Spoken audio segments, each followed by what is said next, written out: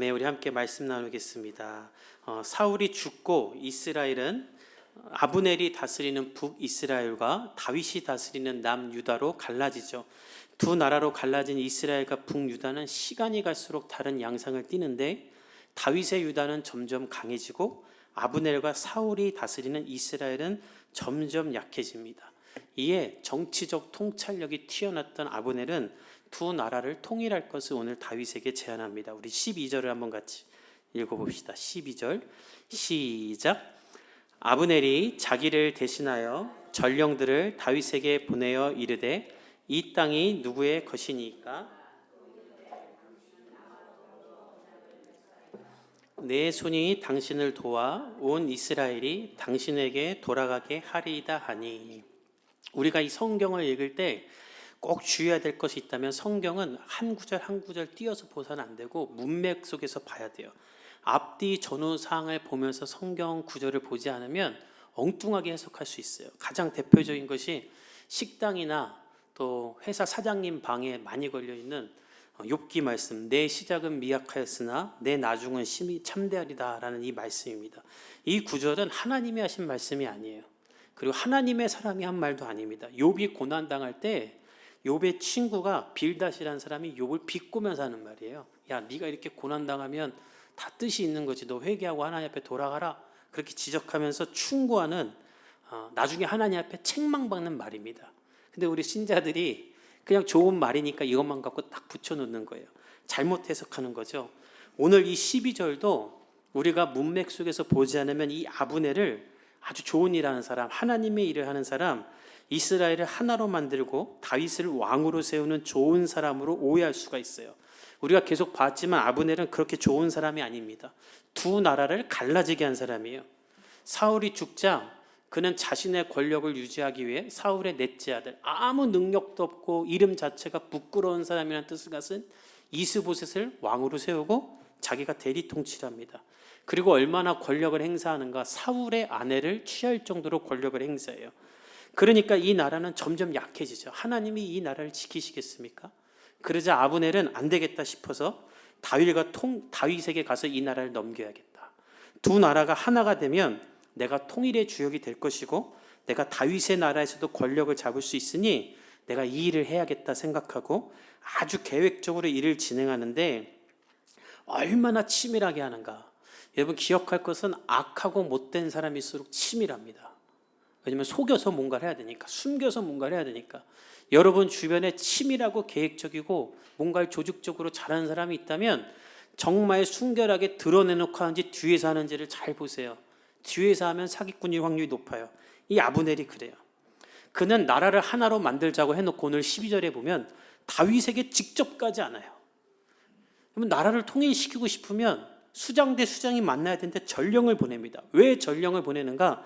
지금부터 내가 할 말이 내가 살아왔던 삶과는 너무나 상반되는 말이기 때문에 본인이 직접 갈 수 없어요. 이 말 했다간 칼 맞을 수 있어요. 야, 너 그렇게 말하면서 그동안 그따위로 살았냐? 이 말 듣기 딱 좋은 말이에요. 첫 번째 말이 무엇인가? 12절에 보면 전령을 보내서 다윗에게 이 말을 합니다. 이 땅이 누구의 것입니까? 이건 질문이 아니에요. 이거는 무슨 말이냐면 아첨하는 말이에요. 다윗에게 다윗이요, 이 땅이 누구 겁니까? 당신 것 아닙니까? 이 말하는 거예요. 그러면서 무슨 말 하냐면 우리 하나님의 언약을 이룹시다 이런 말을 해요. 언약을 맺자는 말은 너와 나 사이에 언약을 맺자는 게 아니라 원문을 보면 이 번역이 좀 아쉬운데 다윗을 이스라엘의 왕으로 세우기로 하셨던 하나님의 언약을 이루자는 말이에요. 내가 당신을 도와 이스라엘이 당신에게 돌아가게 하리이다 이 말을 하는 거예요. 아브넬은 이 말을 직접 할 수가 없어요. 왜냐하면 이 사람이 이스라엘을 둘로 갈라지게 한 사람이에요. 근데 이제 와서는 이 나라 통일시키자고 내가 돕겠다고 했다가는 다윗에게 칼 맞을 수도 있어요. 자기가 이스라엘의 왕이 되려다가 안 되니까 이제 와서 다윗에게 넘겨주고 다윗의 나라에서 권력 좀 취하고 나는 하나님의 뜻을 이루는 하나님의 사람인 척하는 아주 거짓된 사기꾼 같은 짓을 하기 위해 이 일을 하는데 무서우니까 전령 보내서 하는 거예요. 이 사람의 속셈이 12절에 잘 나오는데 여러분 12절 하반부를 보세요. 아브넬이 나라를 합치면서 뭐라 그래요? 내 손이 당신을 도와 온 이스라엘이 당신에게 돌아가게 하리이다. 이 아브넬이 하나님의 사람이라면 이렇게 말했을 거예요. 하나님의 손이 당신을 도와 온 이스라엘이 당신에게 돌아가도록 내가 돕겠습니다 라고 말할 거예요. 근데 이 사람은 하나님이 하는 게 아니라 내 손이 하겠다는 거예요. 내가 너 왕으로 만들어줄게, 내 손 안에 이스라엘에 있어, 이 말을 하는 거예요. 여러분 주변에 있는 사람을 사귈 때 이 사람이 하나님의 사람인가 아닌가를 아는 방법은 아주 간단해요. 5분만 대하면 알 수 있어요. 주어가 하나님으로 시작하는지 나로 시작하는지만 보면 돼요. 하나님의 사람들은 주어가 다 하나님입니다. 나를 내세우잖아요. 하나님이 하셨습니다. 하나님의 은혜예요. 하나님이 나를 통해 일을 하셨어요. 근데 하나님을 빙자해서 자기를 드러내고 싶은 사람은 다 자기를 드러내고 하나님은 나를 도왔다 그러고 결국 내가 특별하다고 말하죠. 아브넬이 그런 사람이에요. 다윗은 그의 제안을 듣습니다. 그리고 이 아브넬의 말이 진심인지를 확인하기 위해 한 가지를 제안합니다. 우리 13절에서 16절까지 읽어봅시다. 시작. 다윗이 이르되 좋다. 내가 너와 언약을 맺거니와 내가 네게 한 가지 일을 요구하노니 나를 보러 올 때에 우선 사울의 딸 미갈을 데리고 오라. 다윗이 사울의 아들 이스보셋에게 내 처 미갈을 내게로 돌리라. 그는 내가 전에 블레셋 사람의 포피 100개로 나와 정혼한 자니라 하니 이스보셋이 사람을 보내 그의 남편 라이스의 아들 발디엘에게서 그를 빼앗아오매 그의 남편이 그와 함께 오되 울며 바후림까지 따라왔더니 아브넬이 그에게 돌아가라 하매 돌아가니라. 다윗은 아브넬의 제안을 받아들입니다. 좋다. 대신에 조건이 하나 있다. 내 아내였던 미갈을 데려오라 말합니다. 미갈은 본래 다윗의 아내였죠. 사울이 블레셋 남자의 포피를 100개 갖고 오는 사람을 사이로 삼고 미갈을 주겠다고 할 때 다윗이 200명을 죽이고 와서 얻었던 아내입니다. 그 둘은 서로 사랑했어요. 사울이 다윗을 죽이려고 할 때 다윗을 대신해서 변호해 주었고 또 다윗을 피할 수 있도록 해줬던 것이 미갈입니다. 이 둘은 서로 사랑했는데 다윗이 사울을 피해 도망 다닐 때 사울이 이 미갈을 다른 남자에게 시집을 또 보내버려요. 이혼한 것도 아니고 헤어진 것도 아니고 이미 다른 남자의 아내인데 그냥 시집을 보내버려요. 다윗의 집안과 우리 집안은 완전히 갈라졌다는 걸 공표하기 위한 일이었어요. 다윗은 이것을 기억하고 있습니다. 그러면서 말하는 거예요. 나라를 합치는 조건으로 나의 본처를 데려와라. 미갈 데려오기 전에 만날 생각하지 말아라. 그는 나라 정원했다. 그러면서 다윗은 이 일을 왕인 이스보셋을 통해 하라고 합니다. 왜냐하면 정식적인 외교 절차를 밟아서 공식적인 요구를 관철시키려는 거예요. 그래서 이스보셋은 사람을 보내서 미갈을 그의 남편으로부터 빼앗아 옵니다. 이 본문을 보면서 여러 가지 해석이 있어요. 어떤 사람들은 다윗 너무하다. 이미 아내가 우리 지난주에 봤죠. 아내가 5명, 6명 있고 아들도 많고 지금 서로 헤어져서 산지 10몇 년 됐거든요. 게다가 아까 봤지만 이 미갈의 지금 남편 발디엘이 뺏길 수 없다면서 아브넬 계속 쫓아와요. 울면서 내 아내 데려가지 마세요 이러면서. 그러면서도 이걸 왜 뺐는가. 학자들은 여러 견해가 있는데 정략적인 차원에서 이 결혼을 하려는 것이 있다. 사울의 집안을 위해. 또 사울에게 부당하게 박탈된 자신의 권리를 찾으려는 것도 있다는 사람도 있고 어떤 사람은 여전히 사랑했기 때문이다라는 많은 사람도 있어요. 성경에 이유가 없기 때문에 모르지만 분명한 것은 다윗이 나라를 통일하는 과정에서 제안한 유일한 조건이기 때문에 다윗은 여전히 미갈을 사랑했던 게 분명해요. 하지만 발디엘이라는 이 남편이 너무 불쌍하죠. 성경에 보세요. 울면서 쫓아왔다. 그래서 학자들은 다윗이 참 너무하다라고 말하기도 하지만 어떤 사람들은 근데 그렇지 않아요. 사실 이 발디엘은 사울이 미갈을 아내로 줄 때 받으면 안 되는 사람이었어요. 이혼한 적도 없고 헤어지지도 않았어요. 다윗의 아내예요. 왜 남의 아내를 자기가 받아들입니까? 사울이 너 나의 사위 되면 우리 가문이랑 맺는 거야. 너 왕의 집안 되는 거야. 그렇게 얘기해 주니까 그 권력을 가지려고 결혼을 했던 거죠. 자기가 뿌린 대로 다시 걷어들이는 거예요. 그래서 아브넬은 다윗의 요구에 따라 미갈을 찾아옵니다. 그런데 여기서 이 아브넬이 얼마나 계획적이고 치밀하고 정치 구단인 사람인지가 나와요. 이제 다윗의 요구에 따라 미갈을 데려왔으면 함께 다윗에게 가면 되는데 이 사람은 다윗에게 가지 않고요. 이스라엘의 장로들에게 갑니다. 우리 17절에서 18절을 한번 읽어봅시다. 시작. 아브넬이 이스라엘 장로들에게 말하여 이르되 너희가 여러 번 이제 그대로 하라. 여호와께서 이미 다윗에 대하여 말씀하시기를 내가 내 종 다윗의 손으로 내 백성 이스라엘을 구원하여 블레셋 사람의 손과 모든 대적의 손에서 벗어나게 하리라 하셨음이니라 하고, 아브넬은 다윗이 원하는 요구를 다 확보한 다음에 먼저 이스라엘 장로들에게 갑니다. 왜 장로들에게 가냐면 미갈 데리고 다윗에게 가서 이제 우리 나라 하나로 합칩시다 땅땅땅 해봤자 백성들이 따르거나 백성들이 인정하지 않으면 아무 소용이 없잖아요. 그러니까 이 아브넬은 나라를 하나로 만들어서 다윗에게 갖다 바쳐야 자기의 권력을 회복할 수 있기 때문에 내가 장로들 먼저 꼬셔가지고 장로들이 기꺼이 다윗을 왕으로 세우는 그림을 만들어서 다윗에게 바쳐야겠다 해놓고 장로들에게 간 거예요. 그리고 어떻게 말하냐면 야 장로들아, 그동안 너희가 다윗을 왕으로 세우고 싶어 했던 거 내가 다 안다. 내가 그렇게 해줄게. 그리고 그게 오래전 하나님이 너희들에게 약속하신 거잖아. 다윗을 통해 블레셋으로부터 너희를 구원하는 것 너희도 원하잖아. 내가 그렇게 해줄게 하고 장로들을 설득하는 거예요. 이 말을 하는 아브넬이 더 진짜 나쁜 이유는 뭐냐면 그동안 이 백성들의 바램을 막고 있던 게 이 아브넬 이 사람이었어요. 근데 이제 와서 너희들이 원하는 대로 해줄게라고 꼬시는 거예요. 아주 악한 정치인이에요. 그리고 나서는 또 하나의 치밀한 일을 하는데 우리 오늘 19절을 읽어봅시다. 시작. 아브넬이 또 베냐민 사람의 귀에 말하고, 아브넬이 이스라엘과 베냐민의 온 집이 선하게 여기는 모든 것을 다윗의 귀에 말하려고 헤브론으로 갑니다.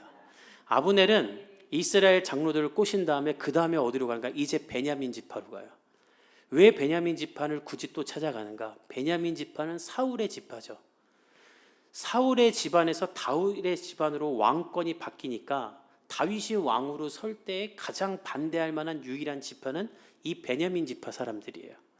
그래서 아브넬은 이 베냐민 지파 사람들을 설득하기 위해 갑니다. 아주 치밀하게 은밀하게 설득하는데, 베냐민 사람의 귀에 말한다는 것은 그들을 설득하며 말한다는 거예요. 하나님이 사무엘을 통해 다윗을 왕으로 세운 건 너희도 알지? 더 이상 혈연과 지연에 따라 이 나라 다스리지 말자. 하나님의 뜻대로 우리 다윗을 왕으로 세우자. 지 때문에 그동안 그렇게 못했는데 자기가 막 이렇게 거룩한 척하면서 하나님 뜻 이루기로 하면서 설득한 거예요. 이렇게 아브넬은 이를 일사천리로 척척척척척척 합니다. 그리고 다 설득해요. 모두가 다 이것을 선하게 여겨요. 그래서 너무 기분 좋게 다윗에게 찾아갑니다. 이제 다 이루었으니 다윗 앞에 설 수가 있는 거예요. 우리 20절에서 21절을 읽어봅시다. 시작. 아브넬이 부하 20명과 더불어 헤브론에 이르러 다윗에게 나아가니 다윗이 아브넬과 그와 함께한 사람을 위하여 잔치를 배설하였더라. 아브넬이 다윗에게 말하되 내가 일어나 가서 온 이스라엘 무리를 내 주 왕의 앞에 모아 더불어 언약을 맺게 하고,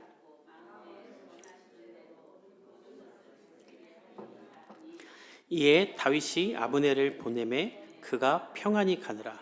아브넬은 부하 20명과 그리고 아마도 미갈을 데리고 다윗에게 갑니다. 아브넬은 다윗과 먹고 마시며 온 이스라엘 무리와 더불어 언약을 하며 내가 모든 것을 준비했으니 다윗 당신이 이제 왕이 되기만 하면 됩니다 라고 말해요. 다윗은 이후에 그와 함께 기뻐하고 잔치를 하고 난 다음에 아브넬을 평안하게 보내줍니다. 아브넬을 평안하게 보내주었다라는 이 말이 왜 중요하냐면 사실 아브넬은 지금 죽임을 당해야 될 사람이에요. 그가 살아왔던 삶이 하나님을 대신해서 권력과 횡포를 부리던 사람이기 때문에 사실 다윗에게 심판을 받아야 될 사람입니다. 근데 다윗이 그를 평안하게 놓아주죠. 나를 왕으로 세우는 일에 공을 세웠기 때문이 아니에요. 그 이유를 잠시 후에 알려드릴게요. 아브넬은 이제 자신이 원하는 걸 다 이룹니다. 내가 다 했다. 이제 나는 다윗에게도 인정받을 거야. 다윗의 나라에서 국무총리가 될 거야. 아마 아주 기쁘게 돌아갔을 거야. 그런데 여러분, 돌아가는 길에 무슨 일이 생기는가? 다음 주에 볼 건데, 이 모든 위대한 일을 다 해놓고 아브넬은 집에 돌아가는 길에 요압에게 칼에 찔러 죽어버려요. 아브넬이 계획한 대로 다 됐어요. 아브넬이 다 이루었어요. 나라를 통일시키는 위대한 일을 했어요. 그런데 정작 자신은 집에 가는 길에 칼에 맞아 죽어요. 너무나 허망하죠. 여러분, 이 아브넬을 보면서 우리가 뭘 깨달아야 되는가? 아브넬이 한 큰 착각이 있는데, 여러분, 역사의 주관은 사람이 하는 것이 아니라 하나님이 하시는 것인 줄 믿습니다. 아브넬은 권력을 주고 있고 계획과 치밀한 작전이 있으니 자신이 역사를 주관할 줄 알았어요. 그러나 사람은 역사를 주관하지 못해요. 내일 일을 몰라요. 푸틴 보세요. 우크라이나 일주일이면 끝낸다더니 1년이 넘었고, 지금은 자신의 신하가 자신을 공격하려고 하는 이런 일이 일어나고 있지 않습니까? 성경은 우리에게 말합니다. 사람이 마음으로 자기의 길을 계획할지라도 그의 걸음을 인도하시는 분은 하나님이시라. 백날 인생을 치밀하게 계획해봤자 하나님이 그 삶 가운데 일하시지 않으면 아무 빛도 보지 못하는 거예요. 하나님이 함께해야 인생에 인도하시는 하나님을 경험합니다. 그것이 오늘 다윗의 모습이에요. 여러분, 오늘 본문은 아브넬이 이끌고 가지만 사실 오늘 본문을 지금 들었던 이야기를 완전히 다 다윗의 관점으로 제가 다시 한번 이야기해 볼게요. 여러분, 잘 들어보세요. 그래야 오늘 이야기를 깨달을 수 있어요. 다윗은 유다를 잘 다스리고 있었어요. 그의 꿈은 이스라엘을 하나로 만들고 이스라엘이 하나님 앞에 함께 영광 돌리는 거였어요.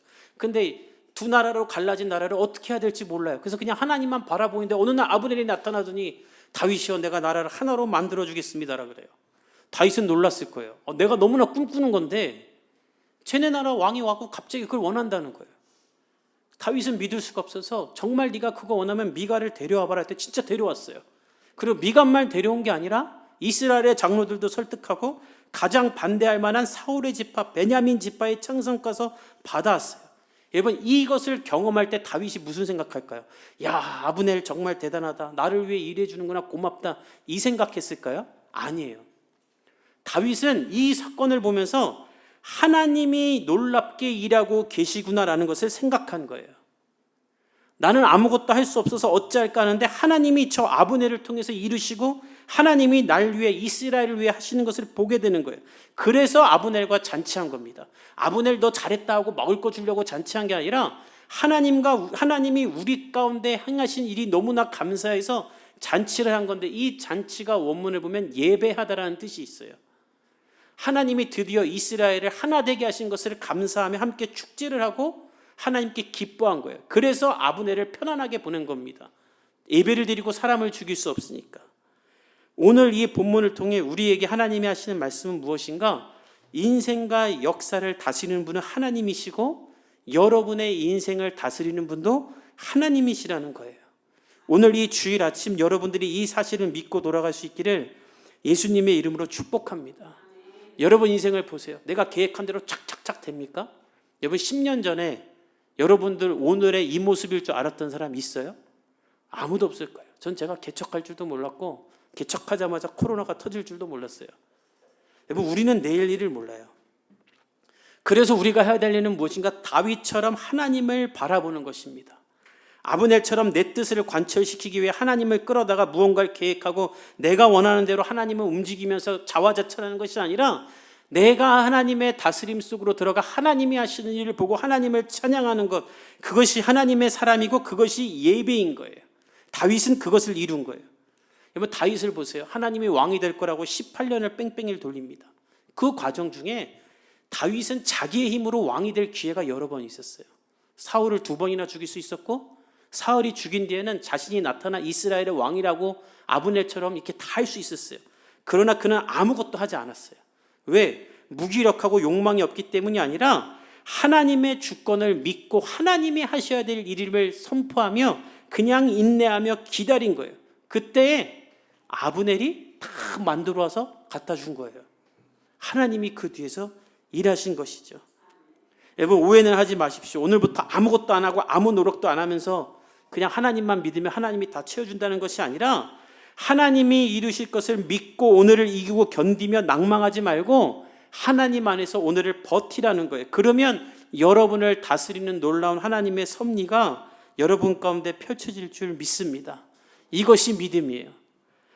여러분의 삶에 직면하고 있는 문제들, 어려움들, 고난들, 해결되지 않는 문제들, 그런 문제가 너무 크게 보여서 하나님이 여러분을 다스리고 있고 붙잡고 있다는 사실을 잊지 않기를 예수님의 이름으로 축복합니다. 그건 죄예요. 하나님을 신뢰하지 못하는 죄예요. 여러분의 삶이 하나님의 손안에 있는 줄 믿습니다. 그리고 하나님의 때에 하나님은 여러분을 높이실 거예요. 제가 최근에 제 아내한테 그런 적이 있어요. 이제 여름이 다가오는데, 여름이 다가오면 저희 아내와 저는 긴장이 돼요. 저희 집이 빌라인데 4층이에요. 엘리베이터가 없어요. 그러니까 헬스장을 다닐 필요가 없어요. 애들 어린이집 끝나면 16kg짜리 여기 메고 가방 2개 메고 20kg를 메고 하루에 2-3번은 왔다 갔다 해요. 그러니까 집에 딱 도착하는 순간 애들 풀어놓고 우리는 쓰러져요. 장 보면 3번을 해야 돼요. 너무 힘들어요. 근데 제가 아내한테 그런 얘기했어요. 아내야, 우리가 이런 삶을 견뎌야 된다. 우리 성도들 중에 우리처럼 사는 사람들 있다. 더 어렵게 사는 사람도 있다. 그리고 나중에 교회가 우리에게 좋은 집을 해줘도 우리 성도들 중에는 계속 이런 집에 사는 사람들이 있을 거다. 이제 10년 했으니까 조금 더 견디자. 그래야 우리가 성도들을 위로할 수 있고 이 연단을 통해 하나님이 우리에게 행하신 열매를 볼 수 있다. 그때까지 견디자라고 말했어요. 여러분, 다윗이 이스라엘 역사상 가장 좋은 왕이 될 수 있었던 것은 하나님의 주권 안에서 광야 생활 17년을 견딘 겁니다. 여러분의 인생에도 이런 광야가 있을 거예요. 하나님, 언제까지 제가 이 시간을 견뎌야 됩니까? 언제까지 이걸 버텨야 됩니까? 하나님은 그 기간 가운데 여러분에게 분명히 말씀하고 계시고 여러분을 다듬고 계시고 여러분을 붙잡고 계시는 줄 믿습니다. 그 믿음의 여정을 포기하지 않고 하나님을 붙잡고 있다면 하나님이 하나님의 때에 여러분을 위해 놀랍도록 일하실 줄 믿습니다. 돌아오는 한 주 그 하나님 붙잡고 승리할 수 있기를 예수님의 이름으로 축복합니다. 우리 함께 기도하겠습니다.